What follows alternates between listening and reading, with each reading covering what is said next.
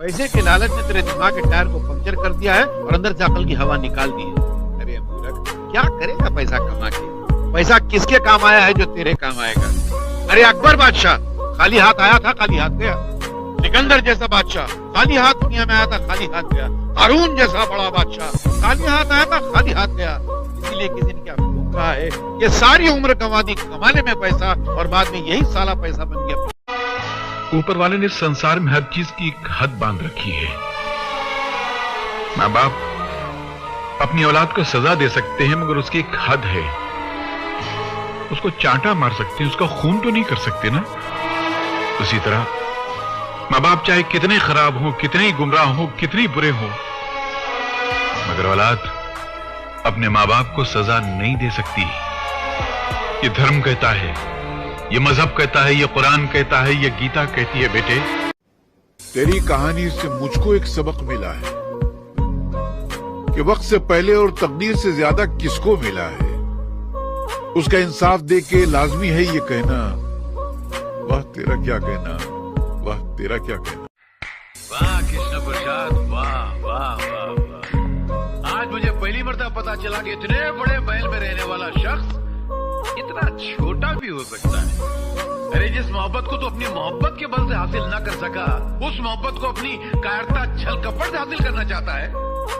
आज मुझे पता चला कि तेरे इस मासूम और भोले चेहरे के पीछे एक शैतान, एक भेड़िया रहता है। मास्टर तू मोहब्बत में मिटा जरूर है, मगर मोहब्बत के फलसफे को नहीं समझा तू।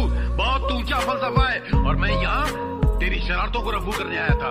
तेरी बदतमीजों को रफू नहीं कर सकता मैं जा रहा हूँ। अरे जा, मुझे किसी की जरूरत नहीं है।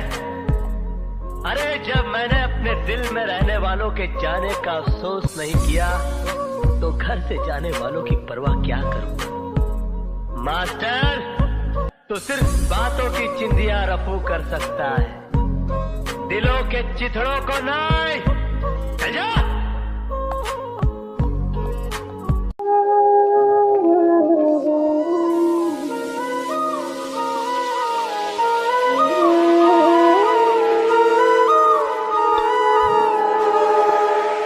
ये क्या बाबूजी, फिर प्याज और रोटी?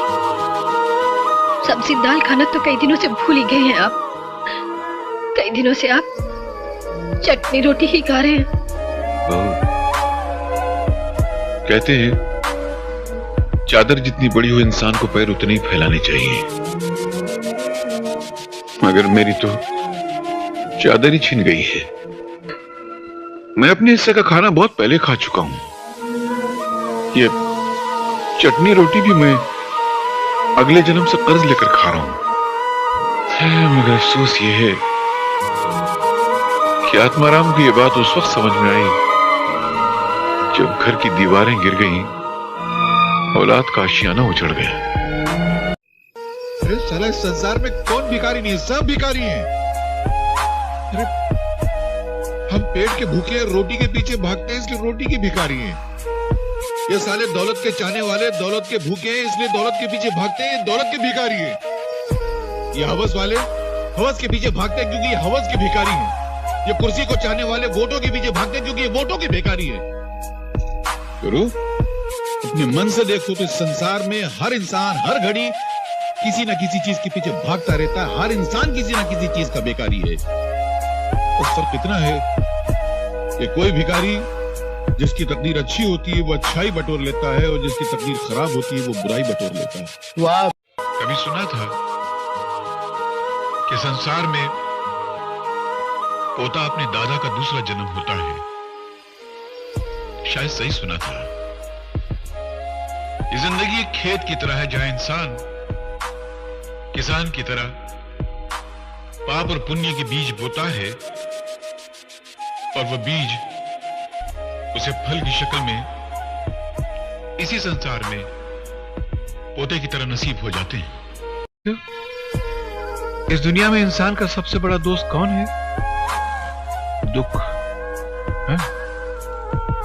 इस दुख को इंसान से इतनी मोहब्बत होती है कि हर घड़ी इंसान के सीने से चिमटा हुआ रहना चाहता है। ये वही दुख है जो कभी रोटी का दुख बनकर आता है, कभी नौकरी का दुख बनकर आता है, कभी बीवी का दुख बनकर आता है, तो कभी औलाद का दुख बनकर आता है। एक अकेला दुख है जो चेहरे बदल बदल कर इंसान के सीने से चिमटा हुआ रहना चाहता है, मगर इंसान इतना बेवकूफ है कि उस वफादार दोस्त को ठुकरा कर बेवफा सुख की तलाश में भटकता रहता है। अरे सुख तो बेवफा तवाइफ की तरह है, जहां जिसके पास कल उसके पास। अगर इंसान दुख से दोस्ती कर ले तो फिर जिंदगी में कभी उसको सुख की तमन्ना ही नहीं रहेगी। मगर आज स्कूल में पढ़ी हुई उस लकड़हारे की कहानी याद आ गई सर, जो अक्सर लोगों को बेवकूफ बनाने के लिए चिल्लाया करता था, शेर आया शेर आया, और सारा गांव उसकी मदद को दौड़ पड़ता था। और वह कोई शेर नहीं होता था। एक दिन सचमुच का शेर आया। उसने तो बहुत चिल्लाया कि शेर आया शेर आया, मगर उसकी मदद को तब कोई नहीं आया। वही हाल मेरा भी है आज सर। कल तक मैं झूठ बोलता था तो सारा जमाना विश्वास करता था, और आज मैं सच बोल रहा हूं तो एक भी इंसान विश्वास नहीं कर रहा है। हालात शेर बनकर मुझे खा रहा है, मगर जमाना मेरी हालत पे मुस्कुरा रहा है। हराम की दौलत इंसान को शुरू शुरू में सुख जरूर दिलाती है, मगर बाद में ले जाकर एक ऐसे दुख के सागर में धकेल देती है जहां मरते दम तक सुख का किनारा कभी नजर नहीं आता है। ये लालच बहुत खराब चीज है। ये इंसान को गुमराही के रास्ते पे ले जाती है, यही पाप के रास्ते पे ले जाती है, और पाप के रास्ते पे चलने के बाद इंसान जिंदगी भर सुख का मुंह नहीं देख सकता है। कि बेटा अपने इस उस्ताद, इस बुजुर्ग की एक बात याद रखना, अपने दिल की गिरह में बांध के रखना कि दौलत का गुरूर डंक बनकर किसी कमजोर को डस तो सकता है, मगर उस डंक का जहर डसने वाले की अपनी जिंदगी में खुल जाया करता है। दौलत पे इतना गुरूर अच्छा नहीं है बेटा। ये बहुत बेवफा चीज है। ये इंसान के पास आने में बहुत वक्त लगाती है, लेकिन जाते वक्त पलक झपकते ही चली जाती है। और अक्सर ये अकेले नहीं जाती, जाते जाते इंसान की इज्जत भी साथ में लेके चली जाती है।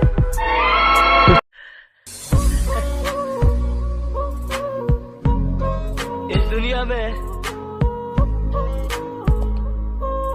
दौलत पैदा करना बड़ा आसान है, मगर किसी के दिल में घर बनाना बड़ा कठिन है। भरे सावन में रेगिस्तान लगता है,